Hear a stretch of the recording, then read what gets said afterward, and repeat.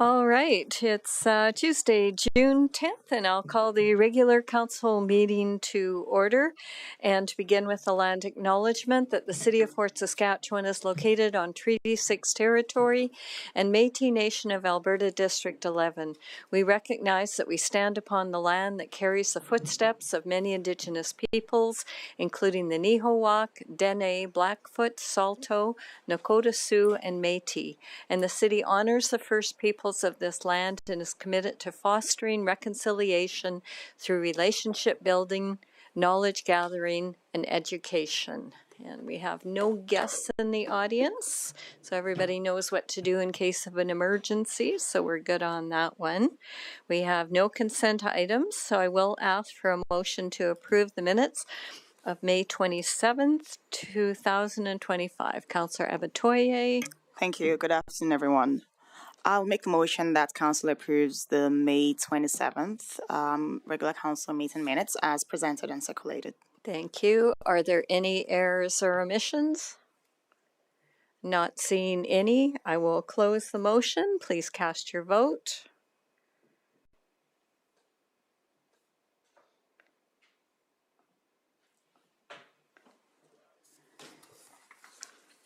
And that is carried unanimously. Thank you.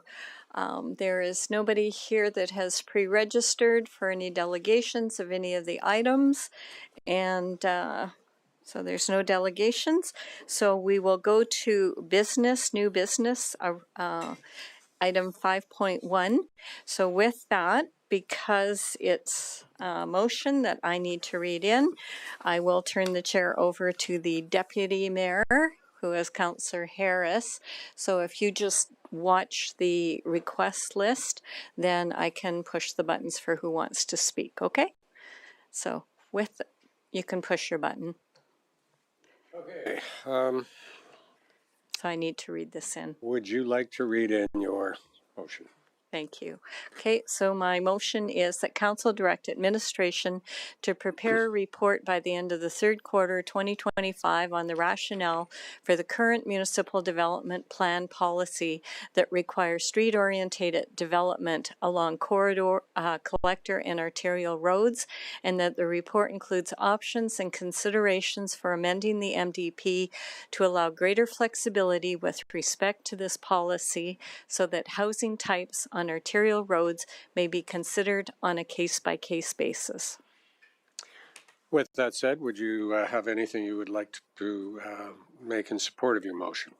Yes, so speaking in favor of the motion, so section 8.3.6 of the NDP says it encourages situation street-oriented development along collector and arterial roads to promote traffic calming and create an engaging street experience.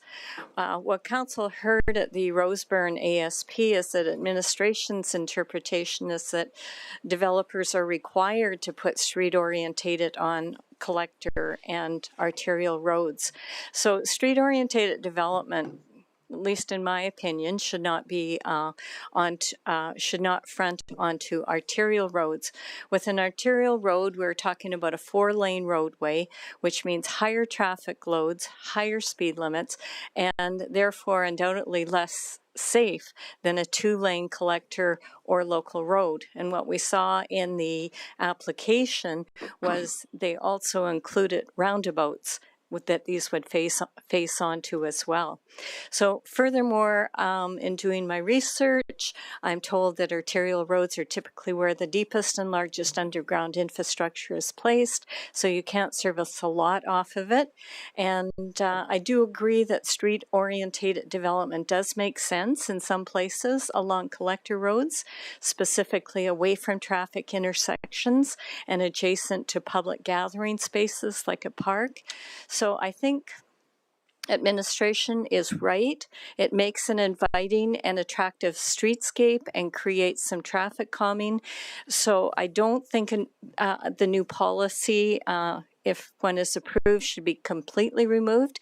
It should just allow the developer and council to have a conversation about what makes sense and where it doesn't. And I see a positive outcome being if an amendment comes forward on the NDP that amends the policy to something like encouraging situating street-orientated development along collector roads where traffic calming and engaging street experience enhances the community, but allows consideration for the rear backing development along collector roads where concerns of safety and market acceptance exist. And I think this would open the door for the development community to make a case to administration and council if necessary why it makes sense for certain locations. It also opens the door for council so that if we don't think something is safe in a particular location, we would be able to revisit the development concept. And I think now more than ever, with the recent changes that have happened with the provincial government even now saying that you're only allowed one public hearing. So we don't get a chance to really see these beforehand. So when it comes to first reading, if there's something that we don't like in it, if we don't recommend a change then, and our policies are saying, no, you can't do that, then, you know, we can't have a second public hearing where we want to make an adjustment to what's going on. So I think now as we start seeing different changes, we need to make sure that our policies actually align, that give council the opportunity to reflect on, does it make sense or doesn't it make sense? And we're going to have to start making those comments at first reading now, because with only being allowed one public hearing, I think it's going to complicate our lives quite a bit. So I'm not asking for a big change, but after the Roseburn one came forward, I just really struggled with having front-facing onto an arterial road along with a roundabouts. And it was our understanding that no, that was the policy, so that's why I put this motion forward. Okay, first on the list for questions or comments, Councillor Kelly. Thank you. I guess, first of all, a question. Mayor Katcher, in the motion, it refers in the middle of the sentence to collector and arterial roads. And then in the last part of that sentence, the very bottom of the motion, where it just housing types on arterial roads with no mention of collector. Is that on purpose or is that an omission? No, I think that's on purpose because, as I indicated, that I didn't believe that they should, the arterial, I support them being on a collector, and they were okay. And administration said, you know, that is done on a case-by-case basis, but the arterial was 4 lanes. And so if that was the case, the arterial roads may be considered on a case-by-case basis. So I didn't have a huge issue with the collector as opposed to the arterial. So the reference to collector in the middle of the sentence is what purpose? Just that's written within the original statement in 8.3.6. So if it's amended, they can still make comments about encouraging it on collectors where possible. But on the arterial roads, I would like to see that on a case-by-case basis. Okay. And then I guess a comment for administration to consider as assuming this motion passes, as a draft of response. I will confess to absolutely missing that when the 400-plus page LUB was brought in front of council. I'm unaware of arterial roads in Fort Saskatchewan that have front-facing streets. And I don't need an answer today.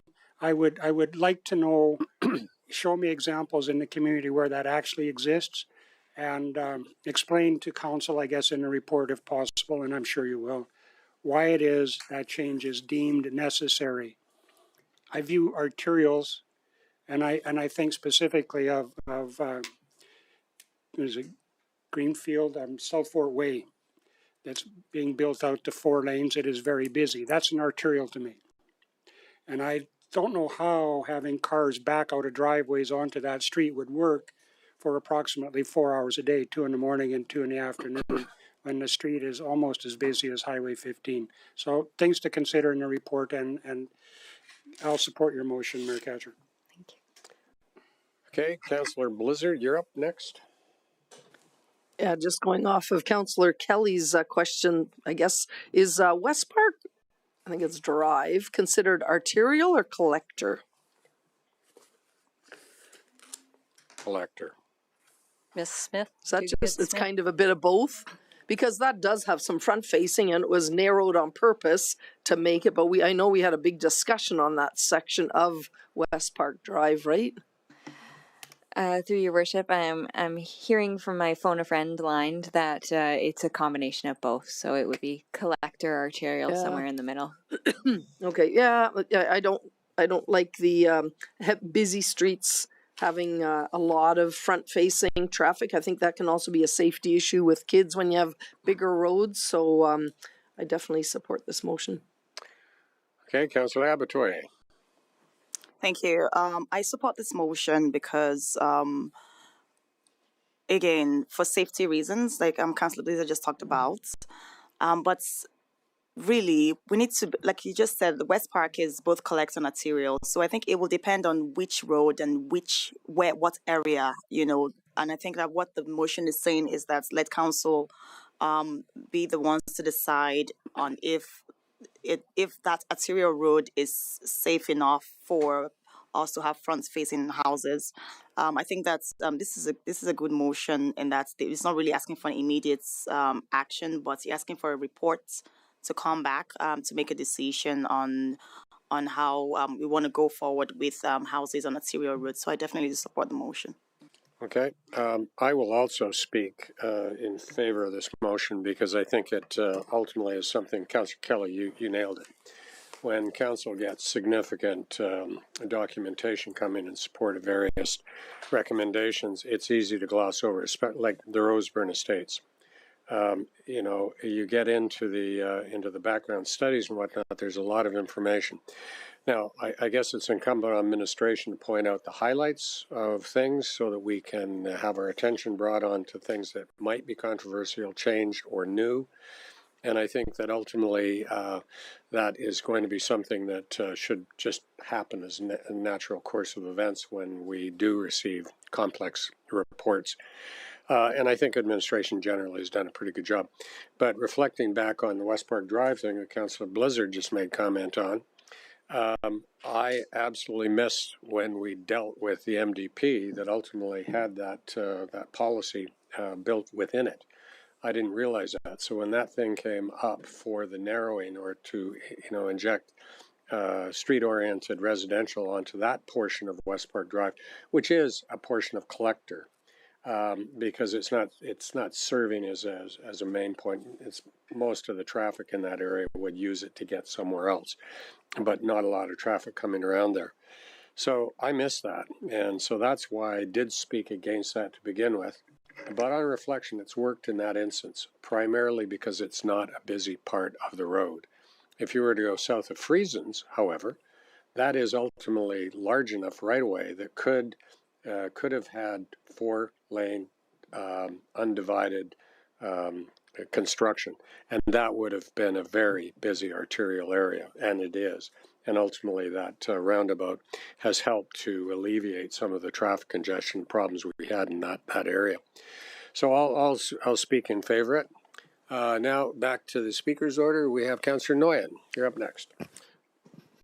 Yeah, thanks. I remember revisiting this topic before, so I just wanted to weigh in on some concerns, and I'm sure Planning and Development has considered adding these to the report when it comes back to council, but I would like to have included traffic calming effects of street-oriented development versus the safety risk of encouraging recreation in your front yard and the increase of potential traffic on roadways. And I do believe that street-oriented encourages the reduction in dependency on vehicular use in terms of cars or trucks on the street. And my question would be, are we there yet in Fort Saskatchewan. And how does this integrate? And what I'm saying exactly with that point is, would this be something that would be more appropriate where bike lanes are encouraged, and that's more of a metropolitan application for this type of development, in my opinion. And I would like to know how this integrates into our new land use bylaw. Thanks. Okay, thank Okay. you. Councillor Macon. Thank you. Like it appears all of my fellow councillors, I'll support this motion. I do think doing it case by case does make sense, because I think like anything, it's hard to apply rules the same all the time, and there's lots of different things to take into consideration with different areas, streetscapes and all sorts of things, commercial areas that are going to be close.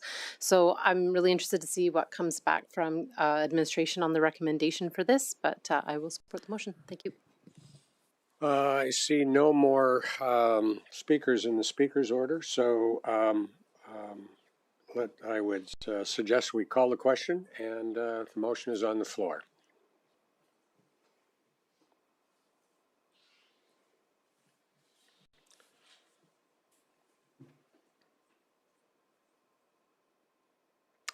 And that motion passes unanimously 7-0. And with that, I will turn the chair back over to the mayor, whatever your name is. Thank you, Deputy Mayor Harrison. Thank you all for your support on that. The next item that we have is Bylaw C-1225, Roseburn Neighborhood Structure Plan. For first reading, Scott Perch presenting. And as I indicated earlier, we are only allowed to do one public hearing now, apparently. So if there's something that really sticks out that you feel would need changes or adjustments, we should be saying those now. So we're only allowed to do one public hearing now. So when this would come forward for second and third reading, we do a public hearing and then second and third reading. So, Mr. Fleming, do you want to make a couple comments on this new the only first public hearing that the province has put in? Yeah, through your worship, I think you captured it well. I think the biggest thing is that there's just a lot of uncertainty for all municipalities right now in how these rules apply. So whereas before, we would have told you that it's better to pass first reading so you can at least get to the public hearing and hear the input from the applicant. It's a little more complicated now. And so again, our recommendation is if the council does have concerns with something, it's not a bad thing to get it out at first reading and even do a referral back to administration at first reading. So that by the time you pass first reading, you're comfortable going into the public hearing. Knowing that it's your one chance, once a public hearing comes and goes, then it would be expected that the legislation would continue on after that. So, Okay. Hope that makes sense. Okay. Are you able to wait too? Your buzzer's on. Yeah. Okay. Okay. All right. Go ahead. All right, thank you. All right, so good afternoon, Your Worship and members of council. My name is Scott, and I'm here with Sri Shindy and Craig Thomas. We're here to present a brief summary of Bylaw C-12-25 to amend the Roseburn Area Structure Plan in order to adopt the proposed Roseburn Neighborhood Structure Plan, or NSP.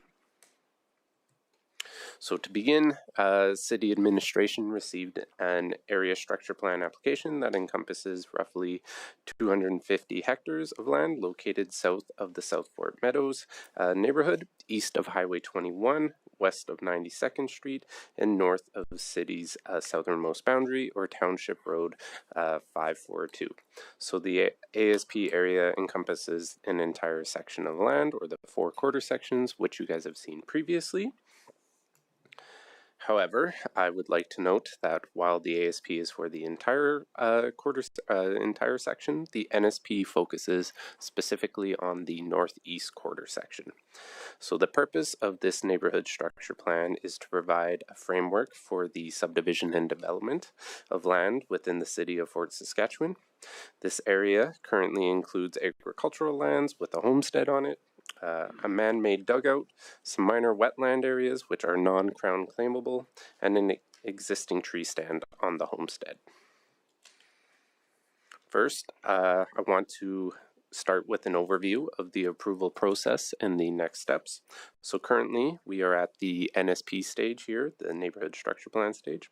The Municipal Government Act endows municipal councils with the authority to adopt an NSP as an amendment to an area structure plan for lands within their jurisdiction. The NSP is developed as per the guidelines of the terms of reference for area structure plans and neighborhood structure plans, and aligns with the municipal development plan. Neighborhood structure plan typically includes information such as the sequence of development, the land uses proposed for the area, the density of population proposed for the area, and finer details than you would normally find in the ASP regarding location of major transportation route and public utilities and more. So once the NSP is approved and adopted, the next step is to begin the land use bylaw amendment process in order to redistrict lands to reflect the information in the ASP and the NSP. After the approval of the NSP, redistricting applications are submitted, and once approved by council, administration can process applications for subdivision and development. So the area circled in black is the next step, and if council gives a third reading to this bylaw for the NSP, it will move to the subdivision and development applications from there. So before I go into details of the NSP, I would like to note that there was a slight error in the attachments with this package, which I do apologize for. The financial impact assessment, or FIA, was to be included, but that was missed. I do believe that was emailed out to you guys earlier today, however. All right, now jumping into the NSP, I want to discuss the concept plan included. So the purpose of this map is to provide a visual representation of the proposed land use patterns, including residential areas, commercial zones, parks, open spaces, and key infrastructure. The proposed NSP concept reflects the concept plan presented with the ASP, but provides generally greater detail with how the area will interact with transportation infrastructure and more. The NSP envisions the Roseburn area as a predominantly residential neighborhood. The NSP area will be home to approximately 3,100 residents with 1,250 dwelling units. A variety of housing options are proposed, including singles, semis, townhouses, apartments, and a new shallow lot high-density housing form. So first, I'd like to bring your attention to the land use layout. Again, this is the same as what was presented at the ASP, with the largest land use in light yellow, which is low density development. Next is the slightly darker yellow, which highlights areas designated for street-oriented residential. So this area will allow for slightly greater densities and is located along major transportation routes. Next is the medium density development, which is highlighted in the salmon color.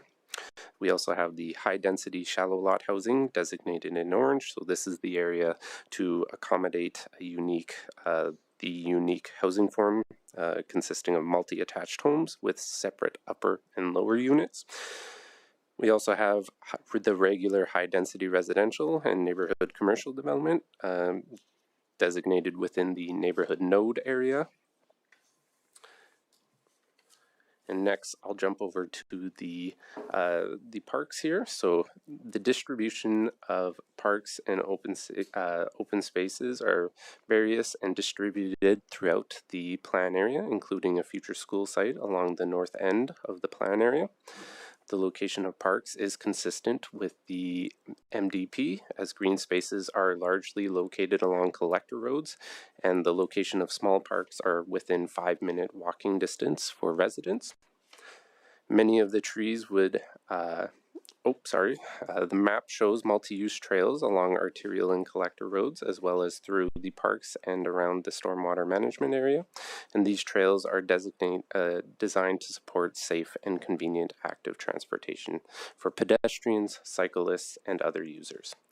The trails link residential areas, parks, school sites, and commercial areas, ensuring that all key destinations are easily accessible. I would also like to bring your attention to how the trails connect with the existing system located just north of the NSP area here. Additionally, an enhanced pedestrian multi-use corridor is planned along 92nd Street, so along the east edge there. This corridor will be developed in stages as the project progresses from north to south.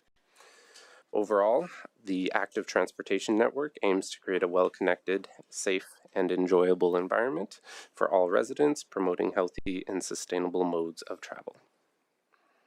So next, I want to discuss the staging plan included with the NSP. The purpose of this map is to illustrate the recommended sequence of development within the Roseburn NSP area, ensuring orderly and efficient growth. The map shows the conceptual order of development, starting from the northeast and extending south and west.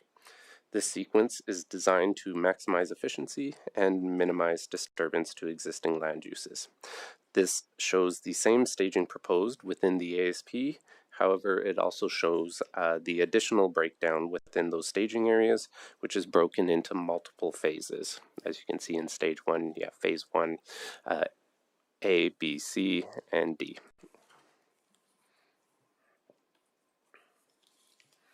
So additionally, Bylaw C12-25 proposes some minor amendments to maps 5 through 12 of the ASP, which you guys have approved previously. These changes are to ensure consistency between the NSP and the ASP. Some minor changes were made during the NSP process, which included changing the layout of lanes, removing some street-oriented residential as a result of those lane changes, and the removal of unusable municipal reserve space. So this map shows what was previously approved by council, and the circles highlight the areas to be changed. So this map shows the proposed amended version, where you can see the street-oriented residential has been reduced and the tail of the municipal reserve has been removed. So again, the circles there just help highlight the areas of change. So the municipal reserve land has been integrated with the Central Park and the Southwest Park. Additionally, you will see that the commercial area within the node has increased by 0.04 hectares, and the medium density in the node was reduced by 0.01 hectares. You will also notice at the top that the name of one of the uses has been changed to street-oriented medium density residential from street-oriented low density residential. These areas are remaining the same in terms of density. It's just a name change. Administration believes that the name medium density better reflects the type of density that will be located within these areas. So this slide speaks to the NSP and its conformance with the planning documents. So the NSP conforms with the Municipal Development Plan policies and objectives. The NSP is located in the area that is designated as part of future urban areas in the MDP, and the neighborhoods in the future urban area are designed as places that meet the diverse needs of its residents and offer a high quality of life. The NSP includes a variety of housing types, aligning with the MDP policy, which emphasizes diverse housing types to meet the needs of different ages, incomes, and household sizes. The NSP ensures that parks and open spaces are distributed throughout the community, with all residents being within a 5-minute walking distance of a park, aligning with the MDP policies, which emphasizes the importance of accessible and well-distributed parks and open spaces. The NSP encourages street-oriented development with active interfaces, again aligning with the MDP policies. And finally, the NSP is designed to implement the MDP's vision for complete communities through detailed planning. So should council give first reading to this bylaw, the public hearing, second and third reading are proposed for July 8th. The public hearing will be advertised in Fort Records for 2 consecutive weeks. Notices will be mailed out to property owners and adjacent landowners of the ASP area, and notice of the proposed bylaw and public hearing will be posted on the city's website and social media accounts. And with that, that concludes my presentation. If you have any questions, I'd be happy to answer them. Thank you. Thank you very much for the presentation. Councillor Harris, you're first. Mr. Thomas, I've got a high-level question referring to Figure 1 planning hierarchy on page 2 of the report. Obviously, I think we understand that at the top of that inverted pyramid, provincial legislation, basically overlays everything. Then regional growth plans, municipal development plan. My question in this context is, should the land use bylaw not be considered the next step down from MDP? Because ultimately, the way I see it is the land use bylaw ultimately establishes uses for which a developer would ultimately look at when they're doing their planning framework, which ultimately then gives rise to the creation of an area, a neighborhood, and subdivision plans. They're going down eventually to a development permit. Would you agree with that observation? Do you think the land use bylaw maybe should be a little higher? It is more of a semantic thing than anything else. I'm just trying to understand, because I see the land use bylaws being both prescriptive and conscriptive in that light, because it provides guidance and it provides control.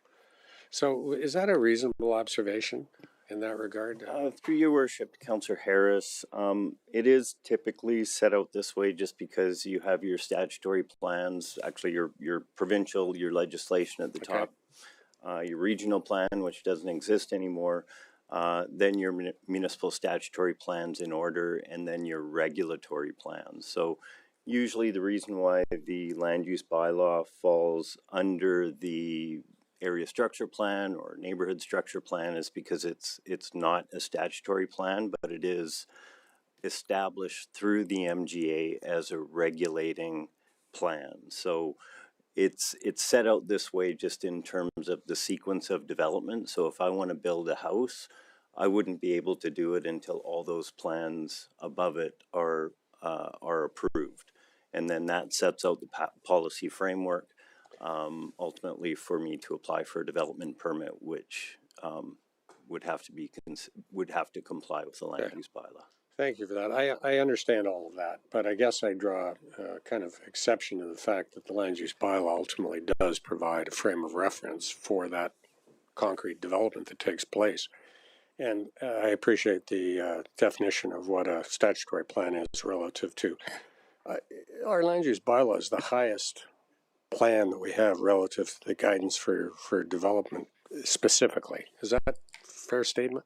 Through your worship, I would say that it is it's regulations, whereas policy is it's higher level. Policy is something that it implements a vision, but at the end of the day, the regulations are something that the development has to comply with. I guess I asked that question in light of what we just talked about in the report that will hopefully come back to the next council relative to the things that the mayor brought forward. Because I think it's a matter, maybe it's splitting hairs, but I'm trying to understand that. So when we look at all this stuff that you just presented, to fit it all together so that we can make sense of it and make sure that we understand what comes first, what comes second, third, fourth, that sort of stuff. Anyways, other than that, I've got other questions, but I just wanted to get that higher level thing out onto the floor. Thank you for the clarification. Okay, thank you. Councillor Kelly. Yes, thank you, and good afternoon, everyone. I think it's page 88 of our package, which would be page 36, I think, of just your package, but that doesn't make sense. It's marked as 36. Anyway, there's a table. Land use and population statistics. And I note that this says in red, revised June 3rd. So it's this particular table that was the subject of a comment in an email a couple of days ago about a revision to some move from low to medium density. I've got the correct, most accurate version in front of me now when I reference this. That's correct. Because there is at least 3 of these 4.4s in this package. So now that I got the correct one, I'd like to talk about the low density residential at 25.5 units per net hectare. If I look at one of the other 4.4s, and I think in the wording of the document itself, there's reference to low density residential being 25 or 28, I think, to 48 units per net residential hectare. So what is low density residential? What does our land use bylaw say regarding the density requirements for low versus medium versus high? Refresh my memory, please. Through your worship. So these are actually coming from the terms of reference for the area structure plans and neighborhood structure plans, which notes the density range of 25 to 45 for low density, and then 45 to 70 for medium density, and I believe it says 70 plus for high density. So that's where originally the street-oriented low density, the range was between 45 to 70, which matched what was considered medium density, and that's why upon looking at it, and the change that we recommended is to change the name from street-oriented low density to street-oriented medium density. The 28 that you might be referring to from the previous one, that would have been, I believe, the combination of both the low density residential and the street oriented low density residential density being combined. I'm sorry. I apologize. I can't follow all of that. That's my struggle. So when I smile, it's acknowledging that I'm struggling, not you. Okay, need to be clear on that. I just want to interrupt. A good answer so far. I would like, if possible, fellow councillors to weigh in on this.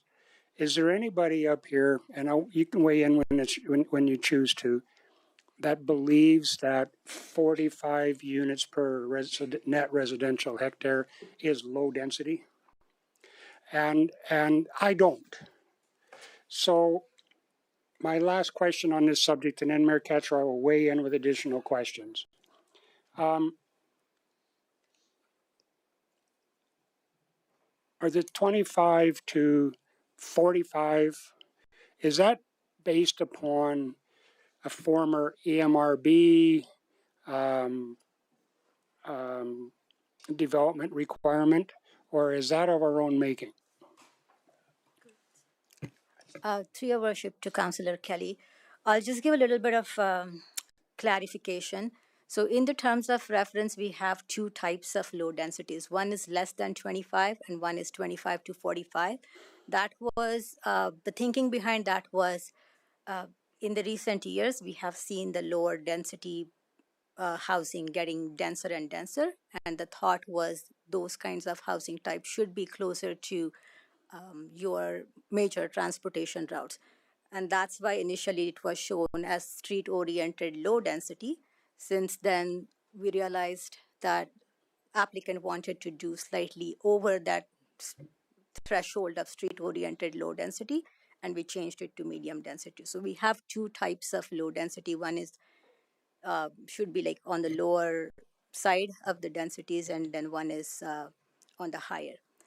They have used slightly different numbers in this NSP compared to what we had in the terms of reference, but I think it still meets that intent. So they have low density, which is averages out to 25.5, and then they go to the street-oriented medium density, which is going to be over 45.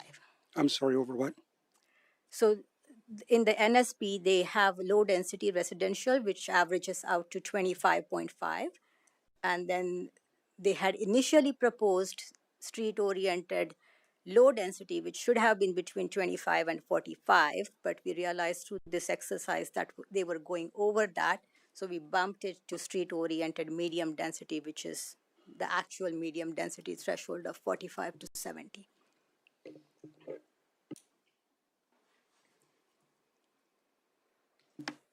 Through your worship. To Councillor Kelly's original question, this isn't an EMRB creation, it was from our own making. It was of our own making. Correct. Okay, I'm gonna just like to complete this one thought, Mayor Katcher, and then I'll weigh back in. So when I read 4.4 as revised June 3rd, where it says that 104.29 hectares or 41.9% of the developable area will be low density of 25.5. Does that mean with certainty that 104 hectares will have a maximum density of 25.5? Through your worship, no. So that number, the 25.5, is the number the applicant used in their calculations for the table, but the range is what we're looking at here. So the 25 to 45 range is what we are expecting in the low density area. I'm going to ponder that. Thank you. Okay, thank you. I've got Councillor Blizzard. So just to get it straight in my head, because kind of continuing this conversation, so the West Park area around the 7-Eleven, what would the density be of that? Is that around 25? Do you have an idea? Is that the older part of the West Park? That well, would be in around particular, 20. In the area of the traffic circle. I would say so. Like in that time of the development, the average low density would be around that mark. The newer developments are a little bit higher. Because, you know, one of the things that we talked about was front facing at traffic circles would be an issue. I can't imagine being that house on the corner that's at that traffic circle by the 7-Eleven. And now we're going to add density to that and make it a medium density, which is 45 to 70. I think we might have traffic issues there for the residents, the 2 or 3 that live really close, and it'll be more because it's one way and then the other. Yeah. Okay. Question. Yep, I do have a question. So we got a lot of maps with where they're laying water pipes, where they're laying wastewater. I didn't see a map in there, maybe I missed it, where's snow storage? Because we are a province that has a third of the year, if not closer to half the year, is snows in the area. And we seem to be hauling more and more, which costs more and more. Do we take that into consideration for for these neighborhood structure plans? Yes, through your worship. So we don't have a specific map for the locations and stuff like that in terms of where it'll be stored and things, but we did have discussions with our operations teams regarding waste collection, snow removal, especially around the lanes and in those areas. So that has been discussed, and there was a lot of back and forth regarding that to try to meet operations needs for that as well. So they have looked at it. So the answer isn't just we're going to haul all the snow that falls down. No. Okay. Because I would hate for that to be the new norm. You know, that's very pricey. Okay, and going in a different direction, we've been talking about these public hearings. So if there's only one public hearing, you come back in July and we disapprove of it, so we vote it down. What happens? Do they have to then start from scratch so that there's a brand new plan and a public hearing? Because we should still have the right to be able to say no for second or third reading. Through your worship, my understanding is that it can still be pushed back to administration to be brought back again at a later date. Okay. Please correct me if I'm wrong. Mr. Fleming or Ms. Boucher? Thank you. Through your worship to Councillor Blizzard. council still retains the ability to say no to a bylaw. If a bylaw is defeated at second or third reading, that bylaw is defeated, and then the applicant would have to redo an application in accordance with the rules to bring back an application as set out in our land use bylaw. So that hasn't changed. So it would just take longer. It would take longer. It's the same as today. If council were to defeat a bylaw at first or second reading, that application dies at that point.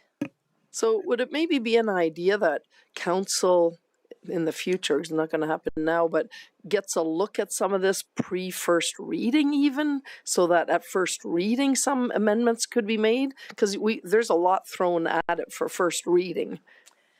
As our city manager had mentioned, there's still a lot of uncertainty around the implications for these legislative changes and how the best practice should look. So it is something that we're continuing to monitor and to think about as we get more information. But at this point, we don't have a clear path forward. So we just wanted to make sure that council is aware. And if there are concerns, that you do have an opportunity to voice them. Okay, thank you. Okay. Councillor Nguyen, you can buzz in again if you need to. Yeah, thanks. There's a section on topography and soil management in the NSP documents. Given that we have integrated recently ramp components into our statutory documents and the discussion behind topsoil management, and given that WCL is currently stripping and making a very large pile of topsoil there, what is our plan for keeping topsoil in Fort Saskatchewan in this ASP, NSP, whatever you want to call it here, which could also extend into the Punnepins ASP? Through your worship to Councillor Nguyen, so one of the tools the applicant is using is they're going to try to use as much as topsoil within the development area itself. So that Central Park is going to have some kind of a hill, which is where this topsoil material will be stored and used as part of landscaping. And so what is the tool? How does this work? Because there's absolutely nothing preventing topsoil from being exported. My concern is that Cambrian and Bremner are about to be developed, and there will be a great need for topsoil in these very large districts 10 minutes south of Fort Saskatchewan.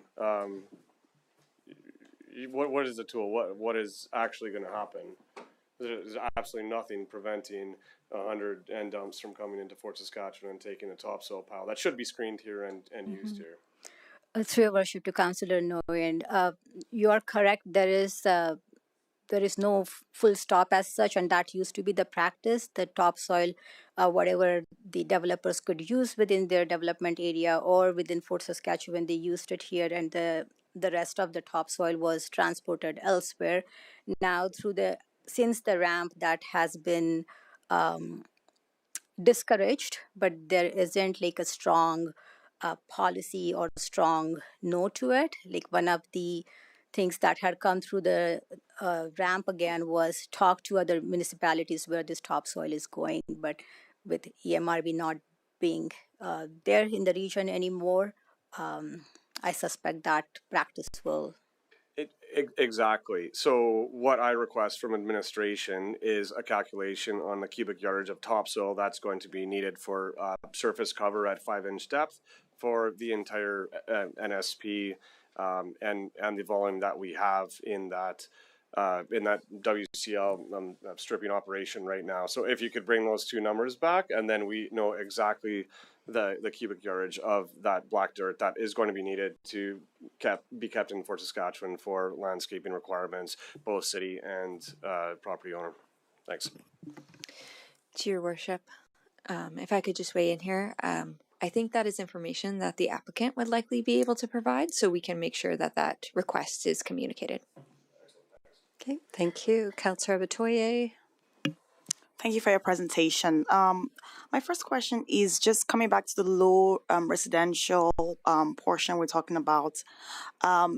you had talked about a certain number of lots that are under 25 hectares.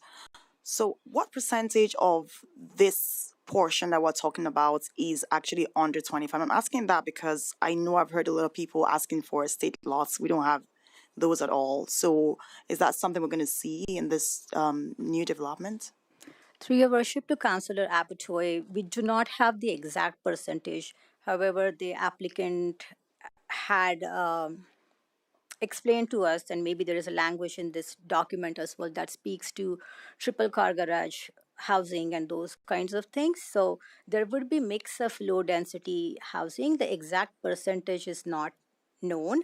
As I said, like there are the lower end of low density, but then we also see the lower density housing getting more and more compact lately. So it would be the combination. The range is up to 45, but they are averaging it out, I would say, or for the calculations they have said 25.5 for the low density area. Right. So, I mean, I've seen 3 triple car garage on like a 26 pocket lots or even 28, right? So that doesn't necessarily mean estate lots, right? So that's something I'll be curious to know, like what portion of this developments is going to be estate lots, because I know there are people that are looking for those types of lots in our city, right? My second question is just around the tax rate implication. Just looking at what you have a bit of a range from 0.5% to 3% in 2035. And I'm thinking 3% for just this development, right? That's pretty high. My question is, that 3%, does it include like just the other municipal services that we're talking about, like fire, all of those types of things? Through your worship to Councillor Abatoy, yes. Okay. All right. Thank you. Okay, thank you. I'm next in the speaking order. So the question that I have, okay, so this is just the plan as it exists right now, but when you made your comment at the beginning, you said the first, is it the southeast piece of that? That's the portion that's going to be developed first, that far corner? Yeah, stage 1. Yeah. So I guess my question when it comes to this, so if we approve it as it is right now, which I'm probably okay with, but then council wants to make some decisions on the roundabouts and street orientated, and the developer potentially, this isn't a one and done. Area structure plans are amended all the time, correct? To your worship, that is correct. Sorry. To your worship, that is correct. These are live documents, and once we have more information and once we work on that, the motion that you made earlier today, if the new information comes up, the ASP and SPs can be amended. Okay, so then hypothetically, as long as we're relatively comfortable with it, but mostly comfortable with stage 1, so that you can get the land use coming forward and we're not delaying this by referring it, that would probably make the most sense, would it? To your worship, I would say yes. Okay. I also wanted to bring your attention, like all the arterial roads in these areas, they are 2-lane arterial roads. None of them are 4-lane wide. So look like major collector, if you would say. Okay, thank you. Round 2, Councillor Kelly. Thank you. I want to get back to my density. Councillor Abatoy touched upon it. You in your response, I think I heard you say that low density would average at 25.5 units per hectare. Did you say that? Through your worship to Councillor Kelly, yes, approximately that, because that's what the numbers they have used to calculate, how much yield the low density area would give. So my understanding is that's the average. It's different than what I heard, or I thought I heard you say when I asked if we were going to get 25.5 across. Maybe I misunderstood yourself. Maybe you meant to say, or maybe you were telling me and I didn't hear it, that it was an average calculation. Yes. Through your worship, so the 25.5 is kind of what they're expecting. It's what they've used for the calculations in the table, but it could fall within the range of 25 to 45. And that's precisely why I'm struggling with this. The range of 25 to 45 is a very big range. And we could have 100 hectares at 38. And I'm not comfortable with that. And I don't know who on council would be. I can say that I'm not. Mayor Katcher just alluded, and I've got another question just to bring this up. Delay by referral. This is in front of council today. Why? What brought this forward to council? It's because the developer wanted to do a neighborhood structure plan. Is that correct? Through your worship, that is correct. This is led from an application by the developer, which started with the area structure plan. Exactly. And then and the developer knows that if they want to get on it, they're taking a risk by bringing it to council this time of year if they're anticipating working on it this summer. They know that, correct? Or should know that. So, this is an opinion. I see no reason that this council should be pressured to make a decision because the developer chooses to bring this to council at this particular juncture. What happens if, in fact, it is delayed and we don't get third reading till August? How does that affect the developer? Through your worship, that would be, I would have to ask that of the developer. I don't know what sort of impacts that would have on them. Okay. If I may, Mayor Katcher, I'll ask one more question and then weigh in. And this gets back to the discussion we had a little earlier about myself, at least. I can't speak for all of council, but myself, when I get this type of document, I'm not an expert in it, and I try very hard to understand it. But that means also that I'm likely going to miss a whole bunch. And I think it was Councillor Harris that pointed out that it might be appropriate for administration to point out the highlights, the stuff that council might wish to pay attention to. So, from administration's perspective, what are the risks? What are the issues? What are the pinch points? What do you like? What don't you like about this neighborhood structure plan?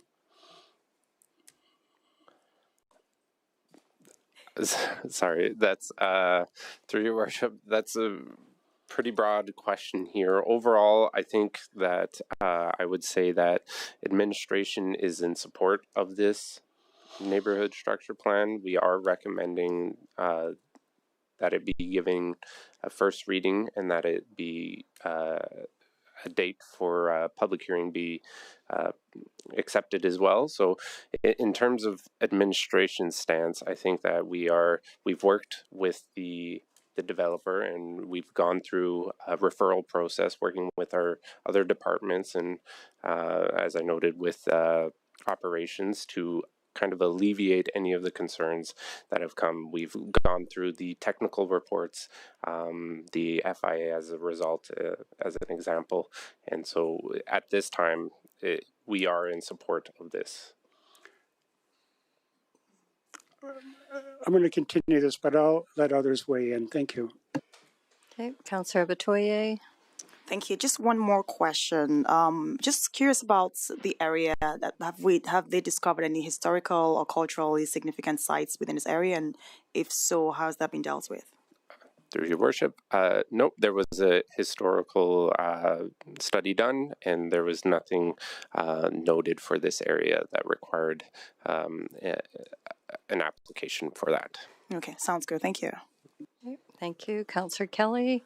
Round 3. Yeah, you bet. Thank you. We've had lots of go-arounds on density, and obviously they're not going to be done today. Historically, we've had reference to a complete community and all forms of housing, and that continued today. But a complete community, in my mind, also includes a community for the people that can afford or choose or desire or want a larger house with a three-bay garage, for instance. what is stopping this development if this neighborhood structure plan goes ahead? What assurances can you give this council that in fact it will average 25.5 and will not average 37 for low density, or 38 or 42? What assurance can you give us? Through your worship to Councillor Kelly, you are correct. Like, we cannot give that assurance. That is something that is anticipated, but it could change. So, yeah, like, we do not know that exact number at this point in time. Well, I get it that it's probably not an exact number, but 25 to 38 is a big range. So, and what caught my attention was the first draft of this, in fact, first two drafts of 4.4 actually referenced a very broad range for low density. And that's the first I'd seen that. Maybe, again, I maybe missed it. I probably did. But until the problem kind of smokes you between the eyes, you're likely to miss a lot of fine points. Mayor Katcher, I think it's worth the discussion for council. I have no idea whether it'll pass or not. But I personally, and I think the community requires or needs a better definition of what it is we're proposing on 104 hectares, which is a significant piece of real estate when it comes to density. And I fail to see why we couldn't fine-tune this a little better and give council and the community a little better understanding of what it is the developer anticipates. I'm going to move right now that this be referred back to administration. We have your notice of motion as the first item, and my concerns relating to density, Lord, I don't even know what that is, density, and fine-tuning that, because I firmly feel that to have a low-density definition that is so broad truly erodes the merit and the meaning of low density, particularly for a community like Fort Saskatchewan. So, Mayor Katcher, take this as my motion to refer back to administration. Okay, we'll give them a second. Okay, did you need to speak to it any further, or otherwise? I probably will, but not at this moment unless nobody else here wants to add in or weigh in or against. Okay, so we're only debating the referral motion at this point in time. Councillor Harris? Councillor Kelly raises an interesting question, and obviously we don't want to be seen as blocking progress and the appropriate approval of planning documents. But by the same token, I think we're raising kind of a seminal discussion here relative to density in our community. EMRB is basically defunct. And so the issue of density should probably come down to a local, philosophical approach to how do we see development in our community in the long term. And zero lot lines, I think we're probably the same light that it doesn't really end up with affordable housing, which is ultimately where it should be going. So I think a discussion probably makes sense. This is the first step of development in the newly annexed area. And I think if we get it right, it may take a little bit more time than what the developer might want to see. But by the same token, obviously, we don't want to fetter the developer's opportunity to move ahead in an appropriately planned manner. But I think in this case, for referral, I could probably support it. Okay, thank you. Councillor Macon? Thank you. I'm not going to support the motion. These NSPs don't just land on here by chance. There is an incredible amount of work that has gone through this, through administration, through the developer, and it's here because it's supported by administration because it follows our policies and our regulations, and an immense amount of work has gone into doing that. I believe the questions that are raised here can be asked of the developer at the public hearing, but I think that the question is more general, and if we want to change the process and what we require and that it be narrowed down a little bit more when it gets this process, then that's one thing. But to stop a particular development because we want to change the way, what we expect, I think would be inhibiting them unfairly. So I do think that this should go forward to public hearings so that the developer can have a chance to answer these questions about their plans for density. And if we're still not happy at that point, then we can always change it. We always have that ability, but I just don't see the reason to refer it at this point. I don't think it's fair to the applicant. Okay, thank you. Councillor Blizzard. Still trying to gather my thoughts, but so if this goes, if we don't approve this referral, but we approve the first, second, and third hearing on this, before any development takes place, it still comes back for that subdivision and development applications individually? Like, would we get applications for phase 1A that we can still look at in more detail? Through your worship. So the redistricting would come back to council. So that's where we would then look at the land use bylaw and rezoning this from what would be agricultural to a residential district to allow for this type of development that's proposed in the ASP and NSPs. And so that'll come before council. The subdivision afterwards, which will occur after the redistricting, that'll be handled by administration at that point, and same with the development applications. But the rezoning and redistricting would come before council. So we'll see it again. Yeah. Because I just find we've had a lot in the past now where we're actually keep getting asked for more and more density, but we could say, no, we want the reverse. Like when you come back for the subdivision that we want, or the land use bylaw, I guess, we could say that, well, we want to keep it on the low side, right? Even if we approve this. Yeah, so you would be restricted in a way that it has to be in alignment with the NSP and the ASP that's approved, right? But you do have flexibility within that, right? The ranges. The ranges, yeah. yes. So, yeah, I don't think I need a referral here. I think we can move forward, and if we're totally unhappy, we can still not pass second and third reading because it will come back again. Okay, thank you. Councillor Nguyen. We've just had two large-scale watershed ASPs come before council, and I believe the words were time frame for at least one of them was they could have been a 3-year process until council saw them. Now that has been pushed to 1.5 years is what we're out from the beginning of that ASP approval when it first came to our attention. Now we're looking at an NSP that has come to us a few months after ASP. It's clear to me,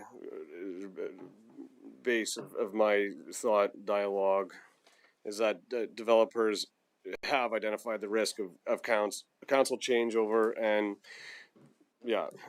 different opinions or different direction or a slowdown in the process, which is clearly being expedited subsequent to the presentation that we're seeing before us today. They obviously understand the risk that this might not happen for a year from now, and they can get started with earthworks underway right now, and obviously road construction and servicing that they have planned in, I would say, the imminent future. What could happen this summer are various special meetings called down to districting, and correct me if I'm not seeing this correctly, but I think that is what is happening with timelines right now, and I don't blame them for that. That's great initiatives.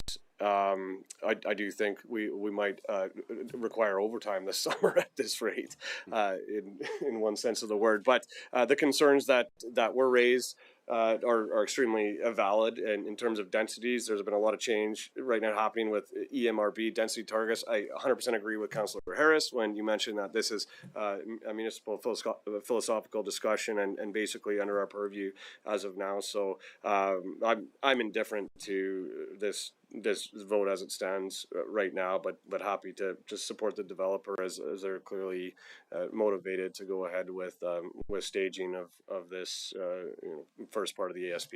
Okay. Councillor Batoye on the referral motion. Thank you. I do support the motion. I think that some valid concerns have been raised that we need answers to, and I do agree that we can get response from the developer at the second and third reading.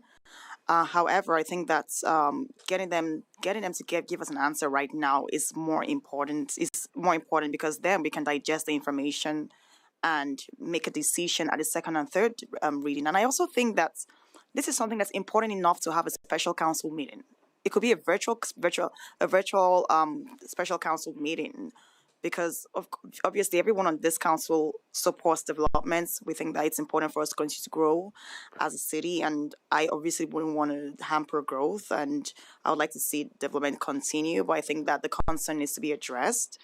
And I support the motion. I think that we need to refer this back to get that answer back from the developer, and I'll be open to having a special council meeting to move this forward as planned. But I do support the amendment.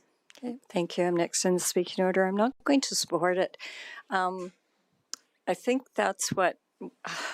If we were to refer this back, administration's going to go back to the developer and try and get some information. But really, for me, this is about getting stage one moving forward. With these ASPs and neighborhood structure plans, we know the whole area is not going to be developed in 1 year or 2 years. It's going to take 5 years or 10 years. And to me, I think we have the opportunity, as we have these conversations and the developer comes forward for the public hearing to ask the questions about, well, how is the density going to relate to marketability? How is it going to relate to our community? And you've obviously, excuse me, had some of those conversations with them already. But we also walk a fine line, too, that we can't be having the developer come in and speak to us as not part of the public hearing too. So I find with what the provincial government has done to us now, it's made it really confusing. So I'm not going to support the referral motion. I think moving this along, and we can ask the developer at second and during the public hearing any additional questions that we have. I think we can continue to work with administration on densities if we have concerns, but I don't think we should be holding up development at this point in time. If you drive around our community, the building that's going on in our community is substantial. So I think because I'm really only focused on the stage one, and we have an opportunity to, or council will have an opportunity to revisit the area structure plan and the neighborhood structure plans in the future. I mean, it's just like the Land Recs one. Some didn't like trees, others liked trees, but we said, let's get it through, and then we can make some amendments after if it works. So I won't support a referral motion at this time. Okay, I'm going to go to Councillor Harris, and then I'll go to Councillor Kelly. I'm next on the list. Okay, go ahead. Thank you. Because I have questions, I'm not prepared to close at this particular time. There's reference in the report about the extra cost to the city as a whole for this. And I noticed that there was an email sent out by somebody to, I assume, council this morning that I didn't have a chance to read. I was tied up doing other stuff. So tell council, please, why this development is going to cost the entire city money going forward. Through your worship. Well, generally, just starting off with residential development is typically it is not how to put it.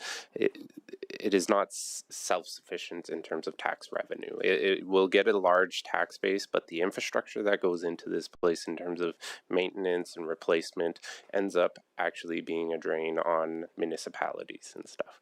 It gets supplemented through industrial, commercial, other ways and other means typically. So that's where in order to ensure that we are maintaining the infrastructure that's being put into this and that we are able to replace it when it comes due, when the life cycle of this infrastructure is no longer sustainable, the tax increase is a result of that.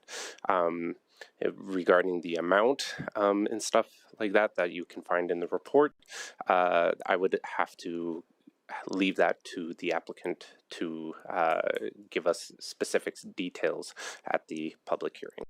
Okay, and I would remind council that we're only dealing with the referral motion at this point in time. It all ties together, Mayor Katcher. Thank you, because I would refer to it in my closing comments. Thank you.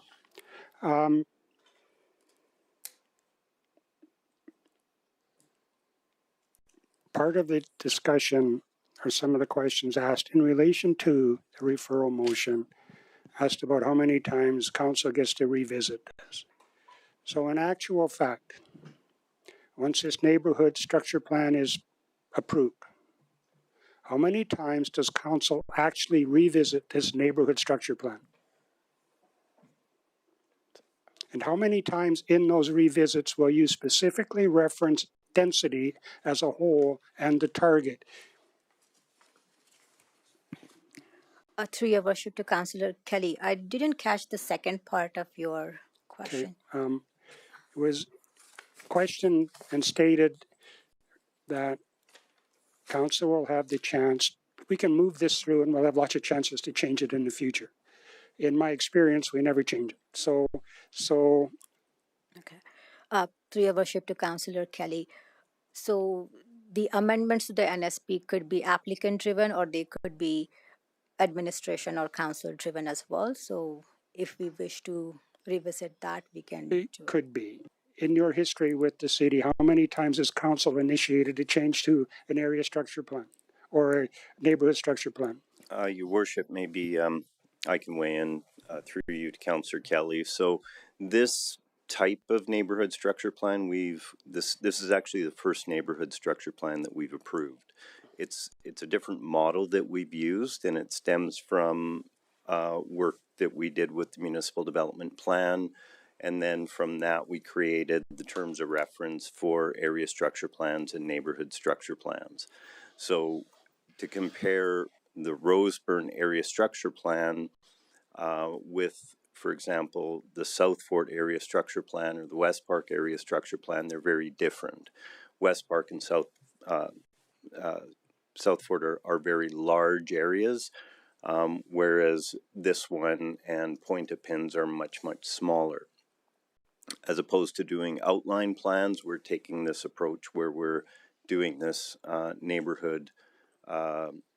neighborhood structure plan model. So Mishindi is right that something like this, if it is the will of council, we could go back and revisit it and tweak it and make certain changes to it. The outline plans that we've had in the past, they've ranged from just being a simple concept plan to being more something that is similar to what a neighborhood structure plan would be like. But what our terms of reference does is it really narrows it down in terms of what the expectation is for both ASPs and NSPs. So this is something that is new to council.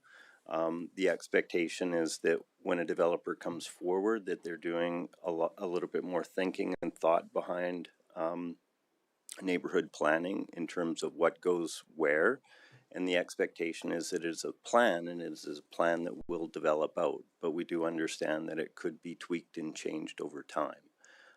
So that could be changed as it's brought forward by the applicant, or it could be something that council could ask us to make a change to. Thank you, but I'm not sure you answered my question. How many times in your years with the city has council brought back a request to a change of any one of these types of plans? Through your worship, Councillor Kelly, I appreciate the clarification, and I can't think of any off the top of my head. And I know it's possible. I'm not suggesting it isn't. I'm just suggesting that it never happens. So let's just talk about reality, not what's possible. I do have another question, Councillor Harris.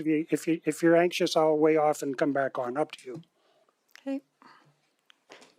Councillor Harris on the referral motion. Yeah, so I'm trying to understand the impact. So if this is referred back to administration, if we look at the context within the Altera report, which lays out all of the detail relative to this neighborhood structure plan, correct? So that would effectively mean if it's relative to density, that would basically mean having to totally, the developer would have to totally redo this plan. Is that a fair assessment? Because I'm looking at it, and it's down to the general kind of transportation layouts, which ultimately are showing, lot densities, again, adjacent transportation corridors and servicing regime, ultimately to make that happen. So if we're talking about a referral to look at understanding density better, then effectively the developer would have to come in and do a real high level or a real nitty gritty presentation on what this means to the Alterra report, which is the basis of what you've made your decisions on, bringing it forward, correct? Through your worship, well, I don't think it would be like an entire overhaul, if I'm understanding what you're suggesting here. It would be a matter of refining what we've kind of already expected within the range of the NSP as it's been presented, right? So it wouldn't be something that would be so dramatic of a change. It would just be a matter of fine-tuning it, I think. Okay, so I guess where I'm coming from is I look at the Alterra report. It's 71 pages. That's detailed. And so raising this type of question is going to impact that particular plan, which is the essence of what the neighborhood structure plan is premised upon, if that's a correct understanding. I see that being a pretty complex process. Because when you talk density and you change density, you're likely going to change your transportation layout and your lot layouts and things of that nature at some point in time. It's going to have an impact on a lot of stuff. Because there's a lot of planning that's gone into this. Through your worship to Councillor Harris, that is correct. There is a lot of planning has gone into it. However, the way I see it, maybe a better articulation of those details, how the density is going to look like. Right now, there is a range or there is an average, but perhaps giving more details upfront, that could be an option, and maybe the changes are not required. So we don't know until those details are known. Are they really going that high, or is it? Okay. The reason I ask the question is I'm trying to understand. Initially, I was kind of thinking the referral wasn't a bad thing, but the more I thought about it and the more we've discussed this, it really ultimately has a big impact. And you can see that as a positive thing going forward to make sure that we do the planning right for this newly developing area. Or we allow some of it to go ahead, the stage one, and then look at the cross implications as to what potential change in density analysis would mean for stages 2 and 3, for example, within that first quarter section. So I'm waffling to a certain extent. I'm trying to understand the net impact. I don't want to fetter the developer any more than is necessary, but I'm trying to understand it. So let me ask one second question. So when we look at increased density, is that a positive for a developer or negative, in your opinion? Through your worship, I think a lot of it comes down to kind of markets, what's working in the market, right? That's kind of what they're responding to, is what's been selling, what's been on demand, and going from there. So there's been examples where less density has really driven the market. There's examples where higher density drives the market. So it's of course the applicant could speak to this better as to what the market is asking of them right now, but that is kind of generally how they would look to respond. Yeah, and that's a question that only the developer can answer. I mean, you're looking at it from a technical context. I understand that. Okay, thanks. You've answered my questions. I'll defer on my decision. Okay, thank you. Councillor Noelian on the referral motion. Yeah, just on that last note, I think I've counted 3 or 4 questions that would be best answered by the developer. So, like, according to our process, why wouldn't they be here right now? Because we're only allowed one public hearing. That's where our issues are arising right now. So, Okay, I appreciate that succinct answer. I believe supporting this referral motion, and I have it on, relatively good authority with my experience, would effectively negate significant work done by the developer to get to this point in the staging, the process, ASP down to what they could eventually accomplish this year. To another comment that was made, obviously the amount of housing starts that we've seen in Fort Saskatchewan as of last year's statistics indicates a serious demand for housing, not just in Fort Saskatchewan, but within our greater region as well. So if this does get referred, I do believe it's doing an incredible disservice to our population and developers who have been in Fort Saskatchewan for quite some time in terms of halting essentially production in this ASP. So for that reason, I won't be supporting the motion as it stands, and I would like to go to the public hearing for second, third reading, unanimous consent, and I'll look forward to seeing how that plays out, given the respect I have for the density discussion. okay, thank you. I've just got two quick questions. So the first one, being the mayor 15 years and council 3 years before that, so 18 years. So in those 18 years, how many times has the South Fort ASP been amended? And you can't tell me it's zero, because I know we've seen it more than once. Your Worship, it has been. My understanding of Mr. Kelly's question was how many times has council directed administration to amend? But I think in the last probably 7 years, I would think the South Fort Area Structure Plan probably was amended 3 times at least. Okay. And then the second question, as I've done with my other notice of motion, there's nothing stopping, from what I heard, there's nothing stopping council from doing an amendment if we don't like something going forward, similar to what I just put on, correct? Your Worship, yeah, that is correct. Okay, good. That's the reasons I'm not supporting referring it. Okay, Councillor Kelly, we'll let you end this. Yes, I still have more questions. Both Mayor Katcher and administration at the start of this process tonight referenced the change in provincial legislation and the fact that we could only have one public hearing, and stressed that if you had issues with the plan, you should get them on the table now, because if you do it in the meeting number 2, it could create issues. And then what issues could it create? The answer wasn't clear, and I appreciate that this is a bit nebulous right now, but that the answer wasn't clear. So, Mr. Fleming or anybody in the room, please give me your best opinion as to what happens to the process and or what will be said at the second reading that would convince council to not amend anything. So what's the downside to amending at the second reading as opposed to tonight? I'm going to Mr. Fleming. Just through your worship, so with the order that we're doing things in, first reading would go, and then when it comes back, a public hearing would happen first. And then after that, council could make minor amendments to what's in front of you, is my understanding, but substantive amendments, and I think that's where there's sort of conflict in the legislation. If you make substantive amendments to it, in theory, you're supposed to have another public hearing. So we talked about this the other day, only to try to the best we could to play through different scenarios. So one scenario is, say, an NSP or an ASP comes forward.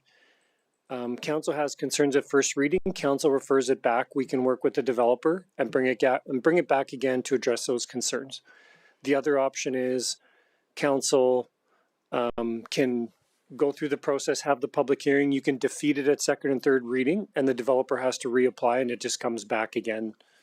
That does cost time and money for the developer because they have to repay the application fee, which, depending on what it is, could be significant. Or there's option 3, which is council goes through the process, hears it, has some concerns that probably aren't urgent in nature, you can approve it, and then council could have it brought back again to address the things that concern them. So we tried to sort of map out 3 different paths that you could take. Okay, a little more information on the last alternative, please. Exactly how does that work?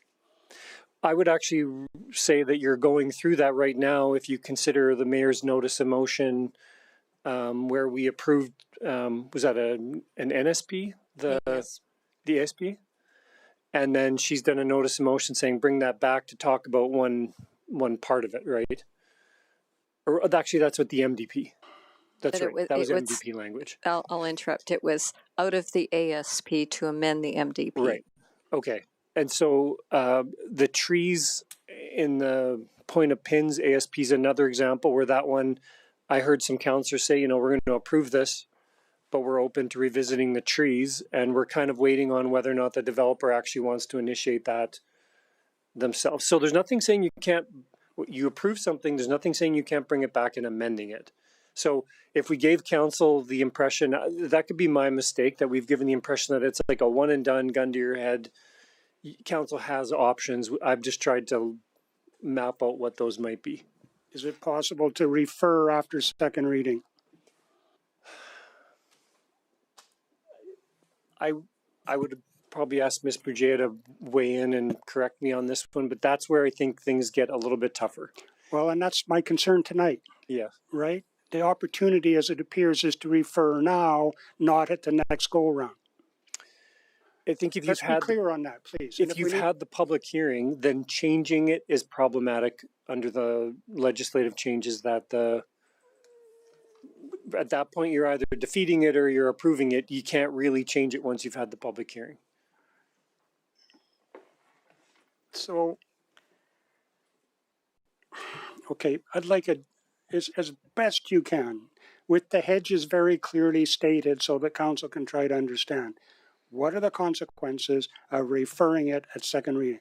So I'm not at this point in time saying there needs to be a change. I'm saying I would like more information. Mr. Developer, are you planning on 25 units per net residential hectare, or are you planning on 35 or 45? Tell me what your plan is, because it's not in here. Yeah, and in that case, what you could do is have the public hearing, hear what the developer has to say, and then just don't approve it if you're not comfortable with what's in the documentation. And what happens if we don't approve it? They'll have to reapply. So it's probably easier to refer it tonight and let them provide the information so we know what we want to do, right? Yeah, so that this is one of the paths, is you refer it tonight. We can go back, work with the developer. I'm sure they are listening right now. And then when it comes back again, we can have that information.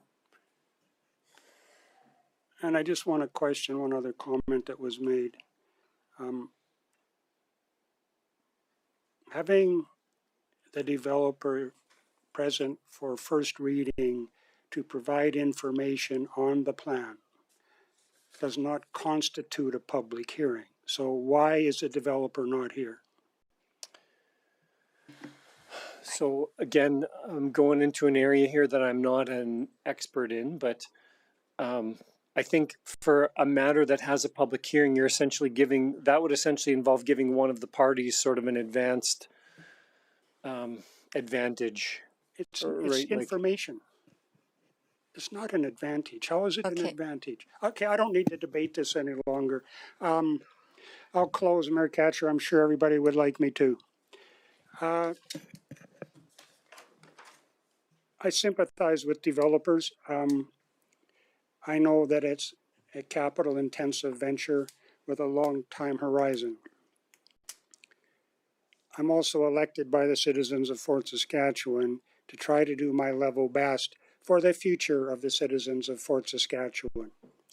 This development of whatever, it's a fairly large development, it's a quarter section in size that we're talking about right now, or larger, I'm not sure.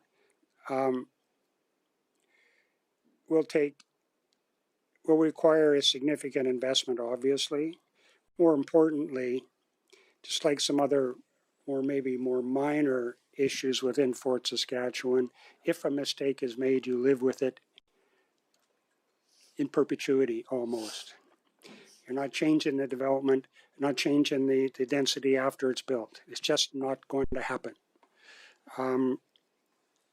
So I would like to have the more information. I don't think that delaying this for a month is going to slow down by 1 month how this development proceeds. The stripping of black dirt can happen regardless of whether or not this is approved. In fact, I'm led to believe, based on comments, that it's already going on. They can map out the streets as they see fit. They can do whatever they need to do and continue to plan. I'm not slowing them down. I'm asking for more information, and the level that the design of the street doesn't change whether you put a 3-car garage on a lot or you have 2 lots with 1-car garages. It does not change the layout of the street. It changes the concept of where you put houses. That's it. So I think more information is needed. I think we also have a lack of clear information on what happens because this is a new process if we do it differently. I am trying to act based on the best advice I have yet today from administration and the mayor, and that's deal with the problems as they arise. Don't leave it. Even though I note some hedging after the fact. And I also pretty much concur with, I think it was Councillor Blizzard that asks why when something, and it's a struggle for me, and I don't know, I can't speak for the rest of council, but it's a struggle for me to try to visualize this stuff. It's a highly specialized field. But when it's new and an area that's 160 acres in size, I honestly believe that it would make sense to have more of a briefing and more of an opportunity to get to understand the plan and the outcome and the desires of the neighborhood before it hits council. I'm given her 3 or 4 days to read it, and in fact, probably an important piece of information, I don't know, showed up on my email at 10 o'clock this morning when I was busy doing something else. So I haven't had an opportunity even to look at that yet, which might in fact trigger other questions. So I think the referral is in order. I'm sensing it won't pass, so be it. I'll listen to the information at the second reading and then be told that it's best not to refer it at that time because it's going to create issues. So let's see how it falls out. Okay, thank you. The motion, the referral motion is now closed. Please cast your vote.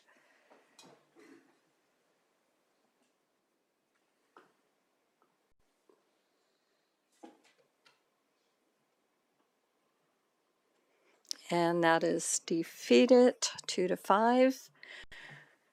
Okay, we'll go on to the main motion. Councillor Harris, you're on there. Well, this has been an interesting discussion. I suspect the developer has been listening, and the developer should be able to get a sense of kind of the direction that we need some clarification. Obviously, with the change in the way these legislative processes take place now with the change in legislation, it's different than what I dealt with in the past when I was doing. Can we get a motion? So that's kind of why I'm prepared to move that council give first reading to bylaw C-1225 to amend the Roseburn Area Structure Plan to add the Roseburn Neighborhood Structure Plan, and further that a public hearing be scheduled for July the 8th, 2025. Okay, thank you. Do you wish to speak to the motion? Yeah, I was kind of going there. The developer has listened to this, I'm sure, and I'm sure they've taken note of this so that when it does come forward that we can get the information on the table at the right time to make the right decision going forward. And I would suggest that administration should be having that conversation with them probably sooner rather than later. So that's, let's get the matter going for first reading and public hearing. Okay, thank you. The motion is on the floor. It's open for discussion and debate. Councillor Kelly. Yeah, you bet. I'm going to state the obvious. I don't support the motion because I don't think it's appropriate tonight. Okay, thank you. I don't see anything else on discussion and debate. Anything further, Councillor Harris? No, that's enough. All right, thank you. The motion is closed for first reading. Please cast your vote.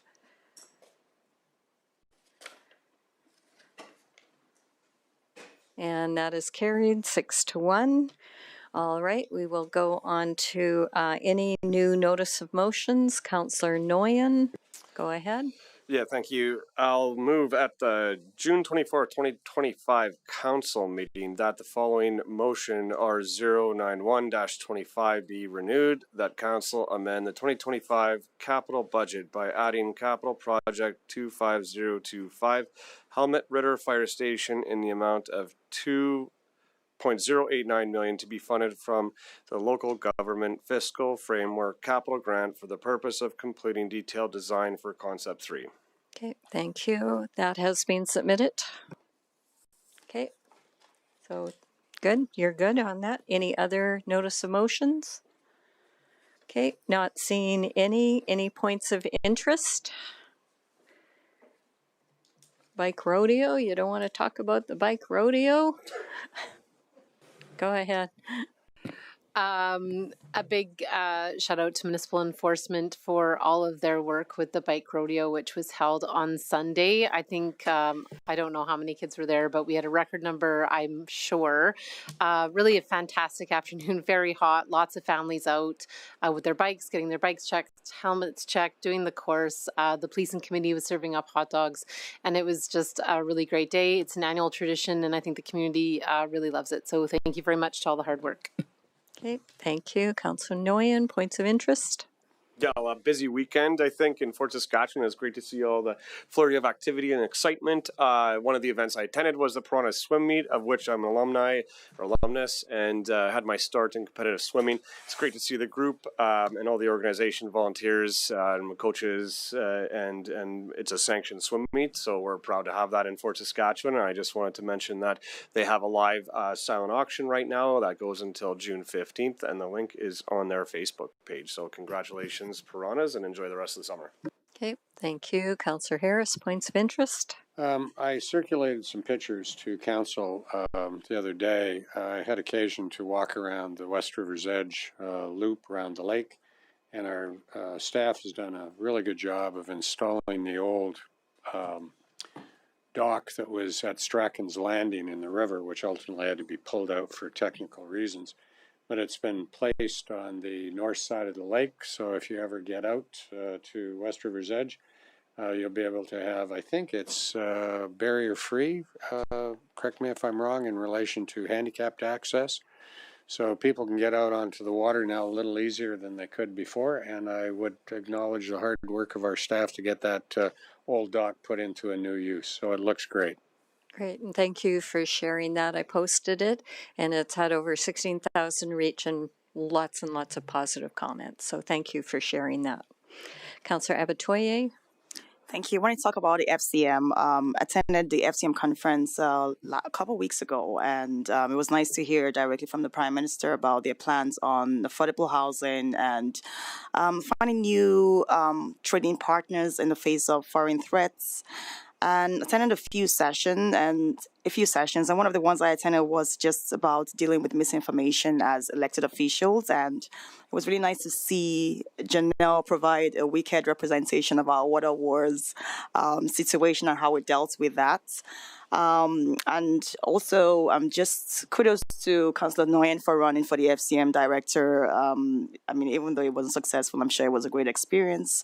I know that for me personally, when I ran for the board of directors 8 years ago, I still went on to be a committee member at FCM, and I've been able to build a lot of supports in that organization, which has helped me up until now. So I hope you get to do that if you continue to remain on council next term. And that's just what I want to report. Thank you. Okay, thank you. And I'm just going to make a comment that the city is getting busier and busier. Legacy Park Family Festival. Again, kudos out to Arthur and Josh for being there the entire day, arranging, getting the teams out.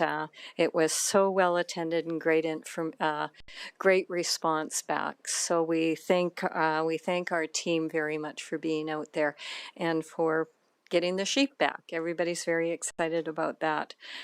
Graduations are amongst us, and I know you've got one graduating this weekend, and I had one graduating 2 weeks ago.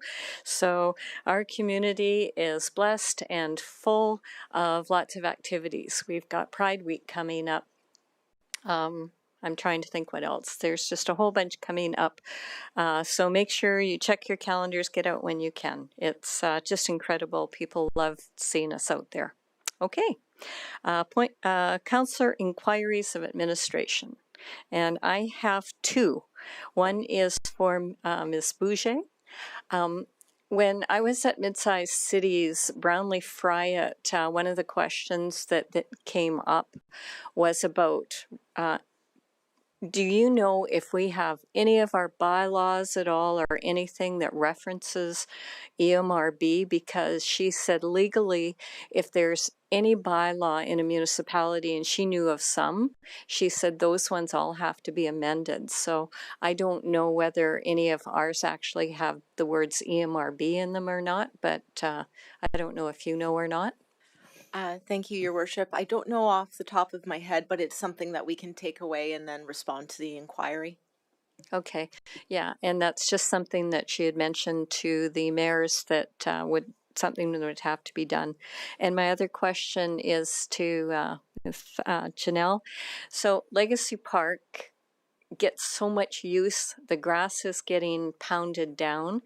There's no rain, there might be some in sight, but is there a plan to maybe get some irrigation on it or to reduce some of the use because you got Canada Day coming up? I know there's farmers markets on Thursdays, utilize the grassed areas quite a bit, but is there a plan to try and get it back to green and healthy? To Your Worship, that's an excellent question. We can take it away and discuss it with the parks team. I know we have a talented group there that keeps an eye on things, but given the especially dry conditions and the higher usage, maybe it does require some additional focus. So we'll take that away. Okay, thanks. Councillor Abatoye, inquiries? Yes, thank you very much. So this is a bit of a philosophical question, but I got a question this a couple of days ago from a resident saying that why did we put the roundabouts in West Park rather than a four-way stop?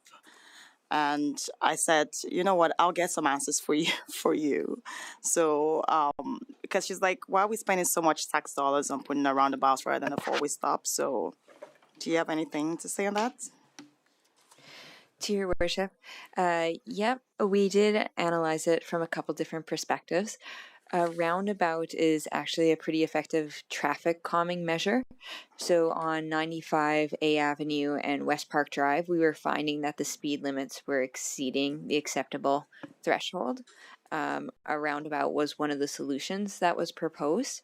Four-way stops are also a bit of an inconvenience for those who live around the area because the starting and stopping of the vehicle creates additional noise. With a roundabout, you have a little bit more of a free flow, and it reduces the impact on the neighboring properties. Well, I would agree with that. Thank you very much. And that's exactly what I said. And she said, but what, we could have gotten a four-way stop instead. But thank you. Just a second quick thing, asset management plan. I know we did have an update on that recently from I believe it was the finance department. Was that the department that gave us an update? But that's not my question though. My question is, has the process of asset management been automated or digitized? And I'm asking this question because of some things I learned at the FCM conference, and I'm just wondering about that. If there's, because I do know there's funding out there that we can use, we can apply for our asset management process.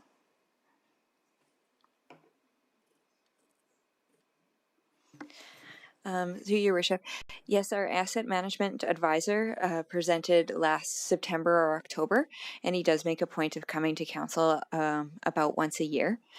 We are in the process of digitizing our asset management. We're switching to a software called PSD Citywide. It is a lengthy process, but we are working through it and making good progress. Wonderful. Thank you very much.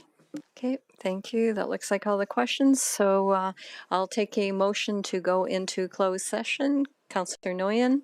Yeah, move that council enter closed session to discuss matters under the Freedom of Information and Privacy Act. Okay, thank you. The motion is closed. Please cast your vote.